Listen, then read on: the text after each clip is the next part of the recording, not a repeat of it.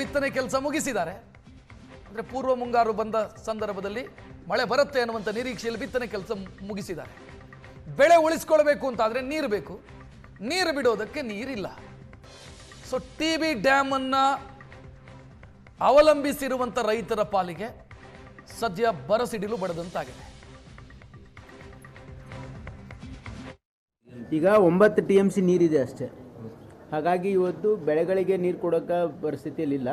ಈಗ ಅದನ್ನು ಕುಡಿಯೋ ನೀರಿಗೆ ಬಳಸಬೇಕು ಅಂತಕ್ಕಂಥದ್ದಕ್ಕೆ ಈಗಾಗಲೇ ನಾವು ತೀರ್ಮಾನ ಮಾಡಿದ್ದೀವಿ.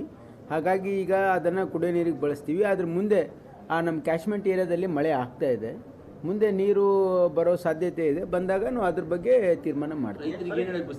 ಈ ಸದ್ಯಕ್ಕೆ ನೋಡಿ, ಈಗ ಭಾಳ ಸ್ಪಷ್ಟವಾಗಿ ಮಾನ್ಯ ಮುಖ್ಯಮಂತ್ರಿಗಳೇ ಹೇಳಿದ್ದಾರೆ, ಡ್ಯಾಮಲ್ಲಿ ಸದ್ಯಕ್ಕೆ ನೀರೆಲ್ಲ ಬೆಳೆ ಹಾಕೋಬೇಡಿ ನೀರು ಬರೋ ತನಕ ಅಂತ.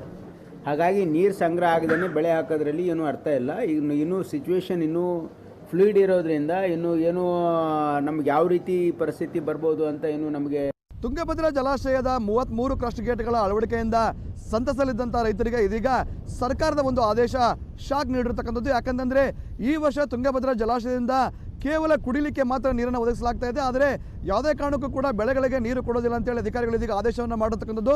ನಾನೀಗ ಏನು ತುಂಗಭದ್ರಾ ಜಲಾಶಯದ ಹಿಂಭಾಗದಲ್ಲಿ ದೃಶ್ಯದಲ್ಲಿ ನಿಮಗೆ ಹಿಂಭಾಗದಲ್ಲಿ ತೋರಿಸ್ತೀನಿ.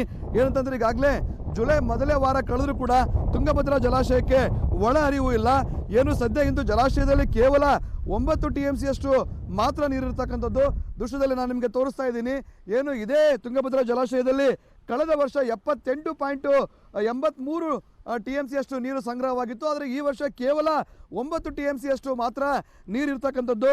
ಯಾಕಂತ ಹೇಳಿದ್ರೆ ಈಗಾಗಲೇ ಜಲಾಶಯದಲ್ಲಿ ಕೇವಲ 9 TMC ನೀರು ಇರ್ತಕ್ಕಂಥದ್ದು, ಕೇವಲ ಅದು ಕುಡಿಯೋ ನೀರಿಗಾಗಿ ಮಾತ್ರ ನಾವು ಬಿಡ್ತೀವಿ ಅಂತ ಹೇಳಿ ಅಧಿಕಾರಿಗಳು ಹೇಳಿರ್ತಕ್ಕಂಥದ್ದು. ಈಗಾಗಲೇ ಅಧಿಕಾರಿಗಳು ಕೂಡ ಆದೇಶವನ್ನು ಮಾಡಿದ್ದಾರೆ. ಇದರಿಂದಾಗಿ ಸಹಜವಾಗಿಯೇ ಕೊಪ್ಪಳ, ರಾಯಚೂರು, ಬಳ್ಳಾರಿ, ವಿಜಯನಗರ ಜಿಲ್ಲೆಗಳು ಸೇರಿದಂತೆ ಆಂಧ್ರ, ತೆಲಂಗಾಣದ ರೈತರು ಇದೀಗ ಸಂಕಷ್ಟಕ್ಕೆ ಸಿಲುಕಿದ್ದಾರೆ. ಯಾಕಂತಂದ್ರೆ ಇದೇ ಒಂದು ಜಲಾಶಯದ ನೀರಿಂದ ಸುಮಾರು 16 ಲಕ್ಷಕ್ಕೂ ಹೆಚ್ಚು ಎಕರೆ ಪ್ರದೇಶದಲ್ಲಿ ಭತ್ತವನ್ನು ಬೆಳೆಯಲಾಗ್ತದೆ. ಇದರಿಂದಾಗಿ ಜಲಾಶಯದಿಂದ ನೀರು ಬಿಡದೇ ಇದ್ರೆ ಖಂಡಿತವಾಗಿ ಅವ್ರಿಗೆ ಈ ವರ್ಷ ಬೆಳೆ ಬರೋದಿಲ್ಲ. ಯಾಕಂದ್ರೆ ಕಳೆದ ವರ್ಷ ಕೂಡ ಕ್ರಸ್ಟ್ ಗೇಟ್ನ ಸಮಸ್ಯೆಯಿಂದಾಗಿ 2ನೇ ಬೆಳೆಗೆ ನೀರನ್ನು ಬಿಟ್ಟಿದ್ದಿಲ್ಲ. ಈ ವರ್ಷವೂ ಕೂಡ ಜುಲೈ ಮೊದಲೇ ವಾರದಲ್ಲಿ ಇದ್ರೂ ಕೂಡ ಜಲಾಶಯಕ್ಕೆ ನೀರು ಕೂಡ ಬಂದಿಲ್ಲ. ಯಾಕಂದ್ರೆ ಜಲಾಶಯದಿಂದ ಕಾಲುಗಳಲ್ಲಿ ನೀರು ಬಿಡಬೇಕಾದ್ರೆ ಸುಮಾರು 40 TMC ಅಷ್ಟು ನೀರು ಬೇಕೇ ಬೇಕು.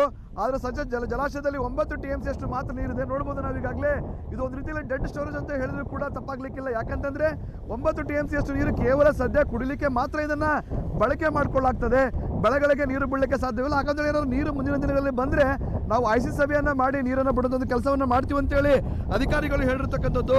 ಏನು ಈ ದಿನ ಕಳೆದ ವರ್ಷ 26,718 ಕ್ಯೂಸೆಕ್ಸ್ 1000 ಕ್ಯೂಸೆಕ್ಸ್ ನೀರು ಒಳಹರಿವಿತ್ತು. ಆದರೆ ಇಂದು ಯಾವುದೇ ರೀತಿಯಂತ ಒಂದು ಒಳಹರಿವಿಲ್ಲ, 0 ಕ್ಯೂಸೆಕ್ಸ್ ಒಳಹರಿವು ಇರತಕ್ಕಂಥದ್ದು. ಕಳೆದ ಬಾರಿ ಏನಂತಂದ್ರೆ ಔಟ್ಫ್ಲೋ 102 ಕ್ಯೂಸೆಕ್ಸ್ ಇಂದು ಇರ್ತಕ್ಕಂಥದ್ದು. ಕಳೆದ ಬಾರಿ ಅದು 13,748 ಕ್ಯೂಸೆಕ್ಸ್ ನೀರು ಇರ್ತಕ್ಕಂಥದ್ದು. ಯಾಕಂತಂದ್ರೆ 4 ಗೇಟ್ಗಳ ಮೂಲಕ ನದಿಗೆ ನೀರನ್ನು ಬಿಡಲಾಗಿತ್ತು. ಆದರೆ ಈ ವರ್ಷ ಯಾವುದೇ ರೀತಿಯಂತ ಒಂದು ನೀರಲ್ಲ, ಕಾಲುವೆ ಕೂಡ ನೀರು ಬಿಡದೇ ಇರೋ ಒಂದು ಪರಿಸ್ಥಿತಿ ಇದೀಗ ಜಲಾಶಯದಲ್ಲಿ ಇರ್ತಕ್ಕಂಥದ್ದು. ಇದರಿಂದಾಗಿ ಸಹಜವಾಗಿಯೇ ರೈತರು ಕೊಪ್ಪಳ, ಬಳ್ಳಾರಿ, ರಾಯಚೂರು, ವಿಜಯನಗರ ಸೇರಿದಂತೆ ಆಂಧ್ರ, ತೆಲಂಗಾಣದ ರೈತರು ಸಂಕಷ್ಟಕ್ಕೆ ಸಿಲುಕಿದ್ದಾರೆ.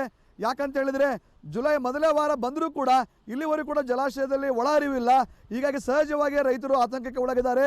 ಮುಂದಿನ ದಿನಗಳಲ್ಲಿ ಮಳೆ ಬಂದು ಜಲಾಶಯಕ್ಕೆ ಒಳ ಹರಿವು ಬರದೇ ಇದ್ರೆ ಖಂಡಿತವಾಗಿಯೂ ಕರ್ನಾಟಕದ 4 ಜಿಲ್ಲೆಗಳು ಸೇರಿದಂತೆ ಆಂಧ್ರ, ತೆಲಂಗಾಣದ ರೈತರು ಸಂಕಷ್ಟಕ್ಕೆ ಸಿಲುಕೋದ್ರಲ್ಲಿ ಯಾವುದೇ ಅನುಮಾನ ಇಲ್ಲ ಅಂತ ಹೇಳ್ಬೋದು. ಕೊಪ್ಪಳದಿಂದ ಕ್ಯಾಮರಾಮನ್ ಸಮೀರ್ ಜೊತೆ ದೊಡ್ಡ ಶಲ್ಗಾರ್, ಏಷ್ಯಾನೆಟ್ ಸುವರ್ಣ ನ್ಯೂಸ್.